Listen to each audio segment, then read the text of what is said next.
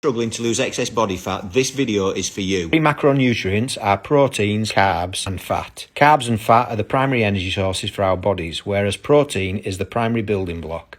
Protein gives us structure and protein is critically important, but in this video we're going to focus on the energy sources of the carbs and the fat. The hormone that determines whether we are using carbs or fat for fuel is insulin. When we eat carbohydrates, there is a large insulin increase, and the insulin spike is greatest when we eat a pure carbohydrate, something like bread or rice or cereal. When we have pure carbohydrate, insulin can increase up to 10 times the normal amount, and it can stay elevated for up to 4 hours. In contrast, when somebody eats fat in their diet, fat alone has a negligible effect on the insulin. We've got two fuel sources, the fat and the carbohydrates.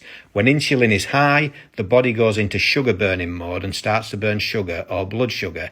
In contrast, when insulin levels are low, the body is able to burn fat as the primary fuel source. Most people have a diet primarily of carbohydrates. This means that they have elevated insulin levels, and when they're burning primarily sugar, their body is necessarily burning less fat, and so their fat storage goes up. And so it's pretty simple. If we have more fat than we'd like to have on our body and we want to lose that fat, we need to get insulin levels low so that we can burn body fat for fuel. The question should be, how do we keep insulin levels low?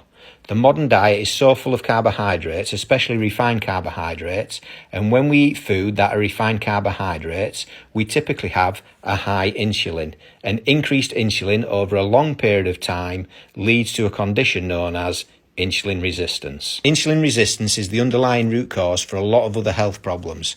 Hormonal health problems, skin health problems, cardiovascular problems, even things like migraine headaches. Insulin resistance is one of the root causes for all those things.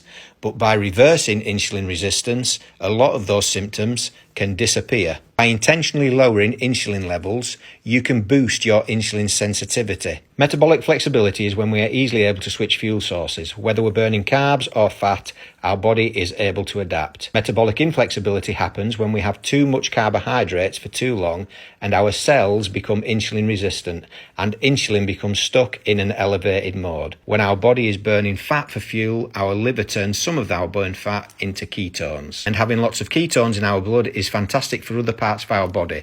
So if we're struggling with these problems, how can we get back to a state of metabolic flexibility? Start by intentionally reducing insulin levels. You can do this by focusing on a diet full of protein, healthy fat and fibre. As your body burns more fat for fuel, you'll be in a state where exercise and building lean muscle mass are easier to do. When we're metabolically flexible, we can have some of both sources and be just fine.